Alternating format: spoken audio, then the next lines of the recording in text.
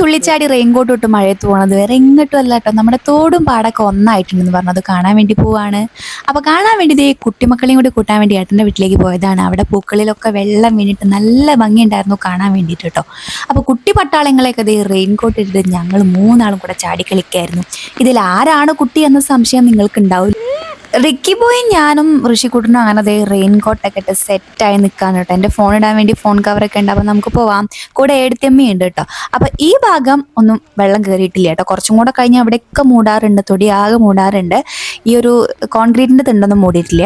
കുറച്ചും കൂടെ മുന്നോട്ട് പോകുമ്പോൾ ഞാൻ സ്കൂളിൽ നിന്ന് നടന്നു വന്നിരുന്ന പാലായിരുന്നു, നല്ലോണം തോട് നിറഞ്ഞിട്ടുണ്ട്. ഇതിലേറെ നിറയും കേട്ടോ. ഇത് നമ്മൾ സ്ഥിരം വീഡിയോ എടുക്കുന്ന സ്ഥലമാണ്. ഇതേ ഉറുമ്പുകൾ ഇതേ ഒലിച്ച് വെള്ളത്തിൽ കൂട്ടം കൂടി നിൽക്കുന്നുണ്ട് കേട്ടോ. ഈ ഒരു തിണ്ടൊന്നും ശരിക്കും മൂടിയിട്ടില്ലേ. നമ്മളെ സ്ഥിരം വീഡിയോ എടുക്കുന്ന നമ്മളെ പാടാണ്. ഇത് ഇവിടേക്ക് ഇങ്ങനെയായിട്ടുണ്ട്, ഇതിലേറെ വെള്ളം കൂടാറുണ്ട്. പാടും തോടും നിറഞ്ഞത് കണ്ട് അടുത്ത മഴ വരുന്നതിന് മുന്നേ നമ്മളവിടെ നിന്ന് എല്ലാം എസ്കേപ്പ് ആയിട്ടോ. അപ്പോൾ ഇത്രയേ ഉള്ളൂ.